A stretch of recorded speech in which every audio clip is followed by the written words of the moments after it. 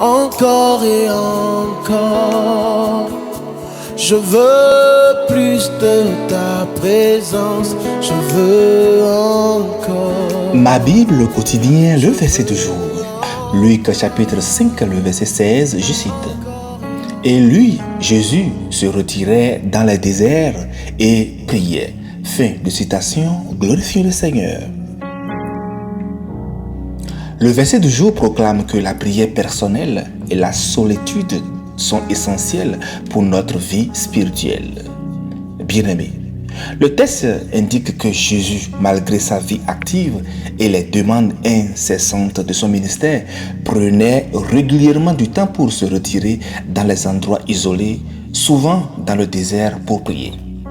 Voici quelques mots-clés que nous notons dans le verset. D'abord, retirer. Ici, Jésus se retirait, ce qui indique intentionnalité et régularité dans sa pratique. L'autre mot-clé est désert, qui peut représenter des endroits isolés, éloignés de l'agitation de la vie quotidienne, de tout ce qui nous accable et nous distrait pour nous concentrer à la prière. Enfin, le troisième mot-clé est prier.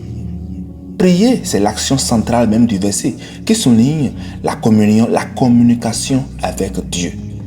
Tout cela signifie que la prière personnelle et la solitude étaient des priorités dans la vie de notre Seigneur Jésus-Christ. Il cherchait délibérément des moments d'intimité avec Dieu, le Père, pour communiquer avec lui. Chers amis, le ministère de Jésus semblait bien débuter et au verset 15 de notre chapitre, nous lisons que sa renommée se répandait et les gens parlaient de ses enseignements et de ses miracles. Ils s'attroupaient pour le voir en personne. Pourtant, au beau milieu de cette agitation, Jésus s'est arrêté pour faire une chose qui aurait pu sembler illogique. Notre verset du jour. Il se retirait souvent dans les déserts pour prier. C'était si important qu'il cessait toute activité en cours. Chers amis, mais Jésus, où allait-il? Dans le désert, afin de se retrouver seul avec le Père, sans aucune distraction, là où ils pouvaient communiquer et dialoguer ensemble et où Dieu pouvait écouter.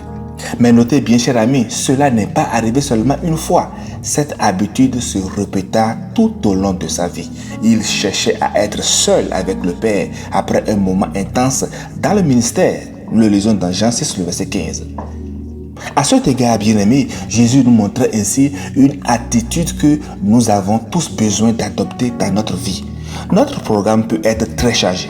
Et nous le savons, avec la vie d'aujourd'hui, nous sommes très préoccupés à mieux nous défendre. Nous pouvons donc avoir tellement de choses à faire.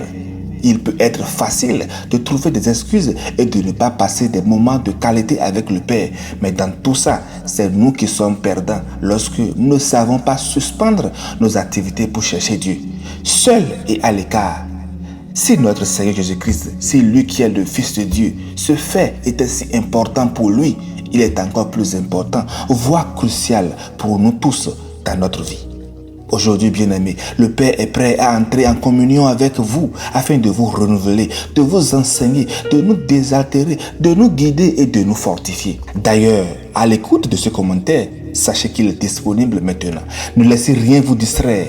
Parlez-lui, restez en sa présence, écoutez et passez du temps seul avec lui. La solitude et la prière nous permettent évidemment de nous arrêter, de nous recentrer sur notre Seigneur et de trouver la paix. Psaume 46, le verset 10 nous dit « Arrêtez et sachez que je suis Dieu ». Bien que la prière en communauté soit capitale, par exemple prier pendant nos heures de culte ou prier donc les dimanches, c'est bien, mais la prière personnelle est encouragée par Jésus lui-même. Matthieu 6, le verset 6 nous dit « Mais quand tu pries, entre dans ta chambre, ferme ta porte et prie ton Père qui est là dans le lieu secret. » Passer du temps avec le Seigneur, toi et lui seul, c'est aussi important pour ton élévation spirituelle. Chers frères, chers sœurs, chaque jour, passe un moment avec Dieu. C'est un bien précieux pour ton élévation spirituelle. Bonne méditation et grâce de Christ sur tous. Alléluia chez vous. Donne-moi